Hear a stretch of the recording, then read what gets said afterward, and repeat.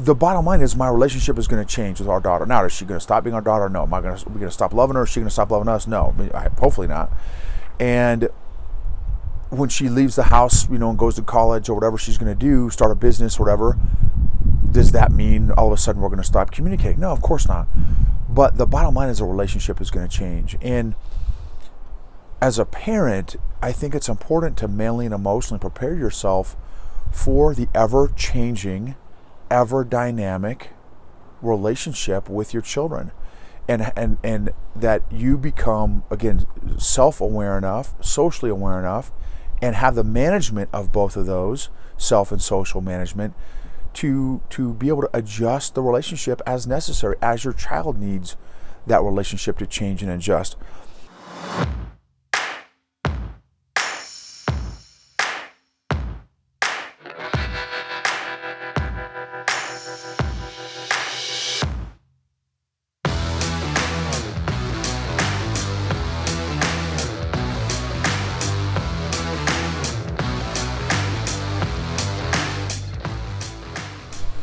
What is going on, EQ gangsters? It's great to see you guys.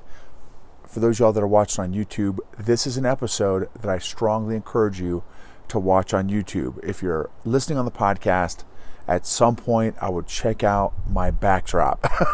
I am in Buena Vista, Colorado at a high school retreat with my daughter. She is 14 and this is her second time at this particular retreat. And it is just the most beautiful, beautiful environment, most amazing environment being in God's creation. It's just incredible. Being in the mountains is just, and I've done a number of episodes on environment and environment matters. Just strongly encourage you to, again, check out my backdrop. It's unbelievable. It just doesn't get better than God's creation. This episode is sponsored by Lima Charlie Network. For more information, check out limacharlienetwork.com. It's a group of military, active duty military, and or veteran podcasters and influencers that are trying to add as much value as we possibly can with our respective platforms. So again, limacharlienetwork.com for more info. So I'm going to be sharing some of my lessons learned from this experience being here in Buena Vista, Colorado at this high school retreat. The other thing is I'm going to be sharing some insights into what it's like having a teenage daughter, children that are growing up. How many of y'all have children? And how many of y'all want children? The journey, the emotional journey of having children is no joke, y'all. It's hashtag real talk. All right, this is for real. So I'm here with my daughter. And second time, and it is, again, winter. There's snow on the aspen trees behind me. My backdrop is this massive, amazing rock face of this beautiful mountain right behind me. Again, in Buena Vista, Colorado, just outside of BV. And it has been very emotional being at this retreat with my daughter, at this high school retreat. So she's a freshman and she's here with a bunch of other homeschool kids, awesome young men and women. And they're teaching, critical thinking. They're teaching tools of learning. A lot of these kids come from the same homeschool program that we use, which is Classical Conversations. We've been using Classical Conversations for over 10 years now, and we're just incredibly thankful for Classical Conversations. So watching my daughter interact, for those of y'all who don't know her, she is primarily an introvert until she gets to know somebody, right? Then she opens up and then she's fine. But she approaches people very different than I do, right? I'm a hardcore extrovert, as most of you know. And my daughter, very, very different. She views relationships and people and friends very differently, which is totally fine. It used to absolutely drive me nuts and rub me wrong when I had no emotional intelligence. It bothered me that she didn't view people and approach people in relationships the way I did. It was frustrating. And then my wife's like, dude, why are you expecting our daughter to be like you? Why does she have to approach people in relationships the way you do? Right? And I was like, snap, you're right. God made her different, right? God made my wife different. We all view relationships and people very differently, but she is still very empathetic and is great with people, just opens up very differently and longer than I do. Anyway, that's not even the point of this. The point of this is how it's been tough, man. This weekend has kind of hit me hard, just looking at her and watching her interact with her peers.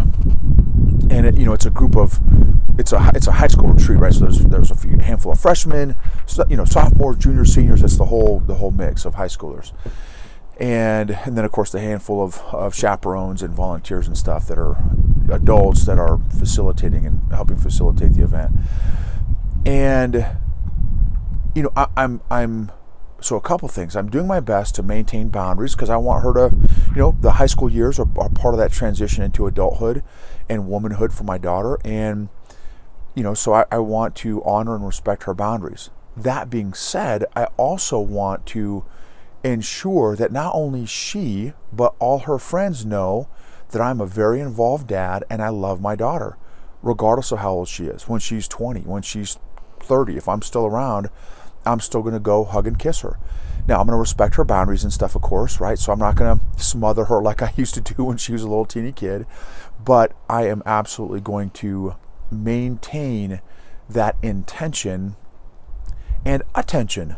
And there's times I've caught Elena looking at me to see if I'm watching her, to see if I'm paying attention, and I'm just blessed to have the opportunity to be able to do this high school retreat with her, and again, I know I've got 3 more years until she is potentially out of the house, and that's not a lot of time. And I was watching her interact, and then of course she's around the seniors too, right? And the seniors, they're done, right? They're done with, many of them are going to be done this year with their high school years, and then it's off to college, and who knows, right? How much do you still keep in touch with your family? How much do you still interact with your parents? How much do you still communicate with your parents if they're still living? My dad, died, 13 years ago. Mom's still around, and I am terrible at communicating with my mom. That's one of the things I want to work on this year. I'm terrible, and it's embarrassed. I'm ashamed at how I communicate with my mom. It breaks my heart with how I communicate with my mom. And what's convicting, to be honest with you, is I pray that my daughter does not communicate with us the way that I've communicated with my mom. Right? And it's almost shameful, man. I feel terrible. It's absolutely something that I want to get better at this year. And so the bottom line is my relationship is going to change with our daughter. Now, is she going to stop being our daughter? No. Are we going to stop loving her? Is she going to stop loving us? No. Hopefully not. And when she leaves the house, and goes to college or whatever she's going to do, start a business or whatever, does that mean all of a sudden we're going to stop communicating? No, of course not. But the bottom line is a relationship is going to change. And as a parent, I think it's important to mentally and emotionally prepare yourself for the ever-changing, ever-dynamic relationship with your children. And that you become, again, self-aware enough, socially aware enough, and have the management of both of those, self and social management, to be able to adjust the relationship as necessary, as your child needs that relationship to change and adjust. And as I'm continuing to work on my emotional intelligence and my self-awareness and my self-management, I want to share with you some of the emotions that I wrote down. I do my exercise, right? The Go Aped. I have an episode, a handful of episodes back, maybe 5, 10, 15 episodes back, where I talk about Go Aped. It was something around New Year's time frame. And that's an exercise that I'm working on getting more and more consistent at, because it's very, very helpful, healing, and cathartic, emotionally, mentally, even physically, to do this exercise over and over whenever you need to. I wrote down 54 emotions the other night because I was really emotional about my daughter getting older and our relationship changing and evolving and growing. And okay, man, I'm getting emotional. I need to get these emotions out, so I'm not stewing, stuffing, and avoiding and brooding like I have for almost 4 decades. So I'm very much on this journey with you all, alongside you all, and these are all the emotions that I was feeling in the moment. Now, I did this same exact exercise. I don't think I've shared this as an episode yet, but I shared it on my social media on Facebook and LinkedIn, of emotions right before a big corporate client engagement with a $300 million international company firm. And I had, I think, over 70 emotions that I was feeling in that moment. So realize you can feel multiple emotions at one time, and the brain values accuracy and detail. The brain is a master filer and organizer. The more accurate we can identify our emotions, number one, the greater your emotional intelligence is, but also the better and more effective your brain will be at filing and organizing those emotions. And that's a way to massage those emotional knots, so those emotional knots don't become emotional Charlie horses in our emotional muscles, and then we get emotionally hijacked, emotionally triggered, and a lot of very unproductive stuff can happen during that time frame. So these are the emotions I was feeling: sad, loss, detachment, painful, tearing, thankful, grateful, blessed, humbled, joyful, disconnected, proud, excited, elated, confident, encouraged, hopeful, worried, concerned, assured, trusting, dependent on God, significant, responsible, hard, scared, fearful, honored, appreciative, grief, mourning, curious, nervous, delighted, depressing, loving, beautiful, caring, fascinated, expectant, frustrating, melancholy, pensive, observant, pondering, meaningful, prayerful, precious, respectful, redeeming, secure, steady, available, and present. Those were all the emotions I was feeling. Notice some of those are pleasant, some of those are unpleasant, some of those are comfortable, some of those are uncomfortable. Was I feeling each of those with the same degree of intensity as the other emotions? No. Some of them are more intense, some of them are a little less intense, and they'll come in waves. But the more I'm able to recognize those emotions sooner and more frequently, the less power and control those emotions will have over me. The goal of emotional intelligence and growing your EQ is not to become this hyper self-aware person with no self-management skills. The goal is to allow our emotions to inform us like data. Emotions are data, it's information, but not to control us. Right? We want to manage our emotions, identify, process, understand our emotions, not just our own, but the emotions of others, which is empathy. Now, another powerful thing, there was so obviously a group of teens here, and about a third of the teens here had a friend who had a very tragic, life-altering experience. Their friend died, and very tragically. And we for just a brief time, for whoever wanted, we had some of the kids come together, and I shared a little bit of my own emotional growth journey, shared some self-awareness tools, shared some self-management tools, and then allowed them and gave them permission to emote, to feel, to express. And it was incredibly healing, powerful, and cathartic. And it's important to allow yourself to part of the Go APED, APED, part of that acronym is give yourself, so once you acknowledge all those emotions, and I give a couple tools, that I talk about in there, give yourself permission to feel. Give your family, give your wife, your children, your spouse, your friends permission to feel those big, strong emotions.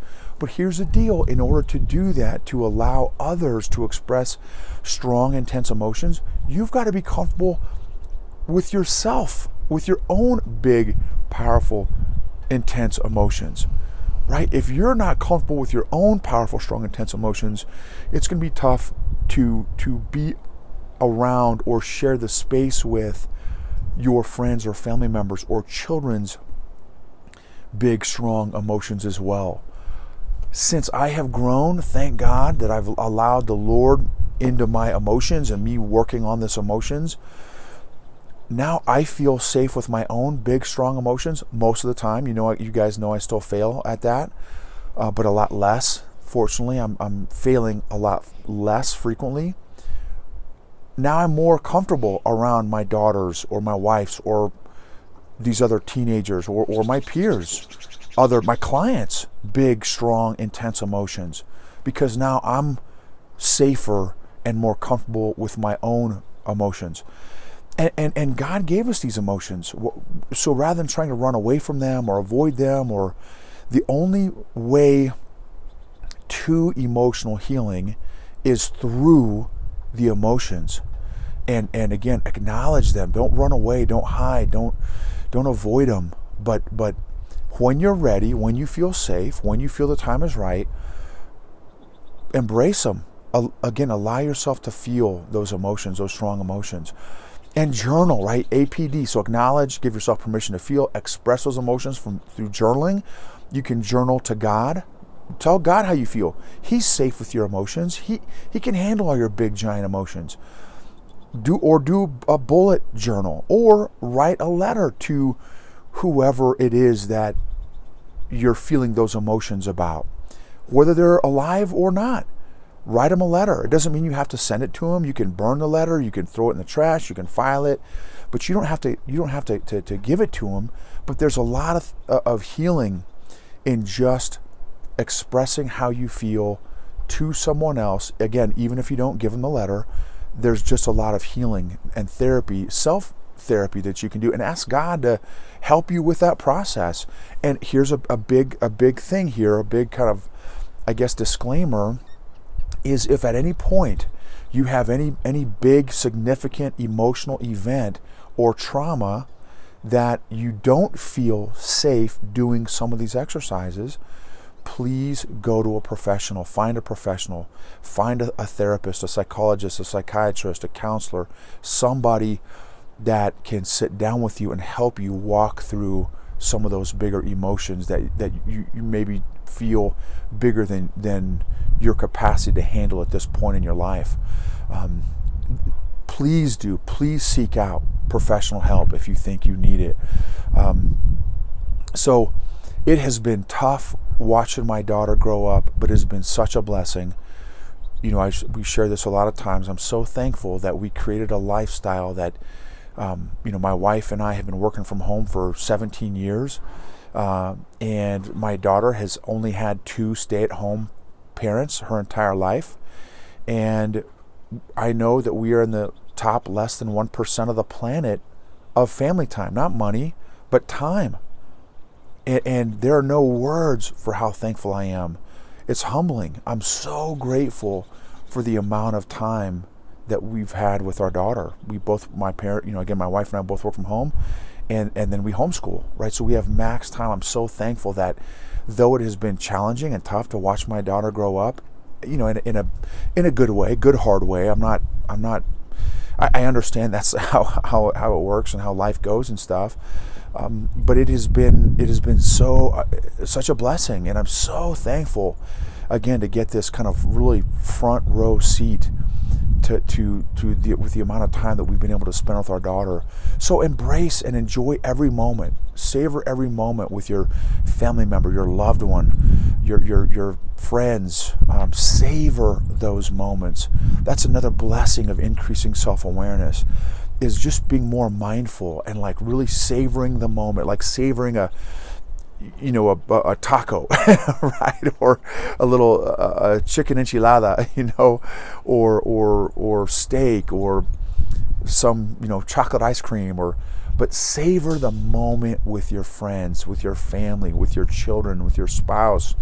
Savor those moments. Take a deep breath and be mindful, and really take a little snapshot with your mind, and maybe a physical photo. That's why I take so many photos. I want to be able to remember those awesome times and memories. So allow yourself to feel these emotions, allow your friends and family to feel these emotions, again, as you continue to work on and grow your own emotional intelligence, your self-awareness. So I want to give, again, just a big shout out to all of you that, have subscribed to our YouTube channel, to our podcast. For those of you all that have rated and reviewed to our podcast, thank you. If there's an episode that's been really impactful, thank you for sharing it, maybe with a friend or a family member. We're going to be starting up opening up our EQ Mafia soon. Really excited about that. And so check that out. If you want to take your emotional fitness program to the next level, check us out at eqgangster.com and join the Mafia. We've got a great group of folks that are all actively working on growing their emotional intelligence. And me too, I'm very much on the journey as well, in a safe, supportive, encouraging, equipping community. So remember, emotionally healthy people help heal other people emotionally, and emotionally healthy leaders create emotionally healthy cultures and organizations, which create amazing, outstanding, productive results and outcomes.